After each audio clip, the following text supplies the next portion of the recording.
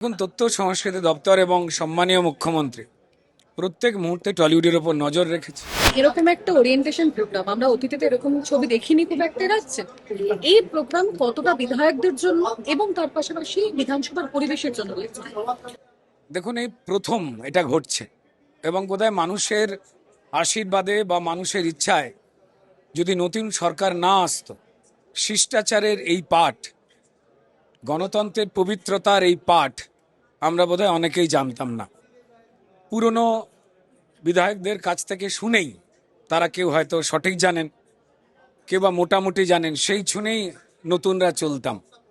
সেই ভ্রান্তি কাটাবার জন্য এই উদ্যোগ। ধন্যবাদ জানাই আমি সম্মানীয় বিধানসভার আমাদের স্পিকার রথীন বসুকে এবং সম্মানীয় মুখ্যমন্ত্রীকে, এবং ওম বিড়লাজি এসেছেন, তার মতো এমন ব্যক্তিত্ব, অভিজ্ঞতা সম্পন্ন, যিনি পার্লামেন্টে দাঁড়িয়ে প্রত্যেক মুহূর্তে নতুন দিশা, নতুন সতর্কতা আমাদের দেন।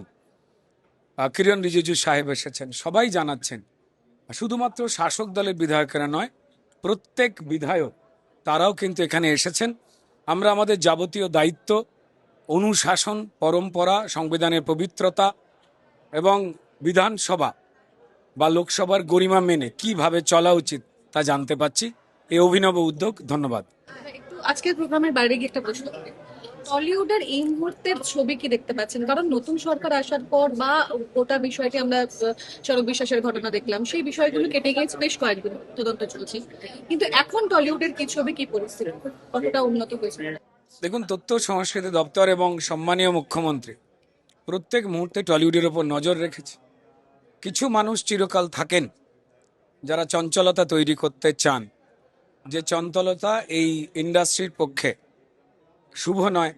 শুধুমাত্র টলিউড নয়, শিল্প মাধ্যমের নানান আঙ্গিকে এর আগের সরকারের সময় যে দুর্নীতি, অযোগ্যদের পাইয়ে দেওয়া, যোগ্যদের বঞ্চিত করা চলেছে, তা গণতন্ত্রের পক্ষে বিপজ্জনক, মানবাধিকারের পক্ষে বিপজ্জনক। সেগুলোকে ক্লিন করে কিভাবে যোগ্যেরা কাজ করতে পারেন, শান্তিতে কাজ করতে পারেন, ভয় আউট, ভরসা ইনে কাজ করতে পারেন, সেই প্রস্তুতিতে সচল এবং জাগ্রত রয়েছে বর্তমান সরকার।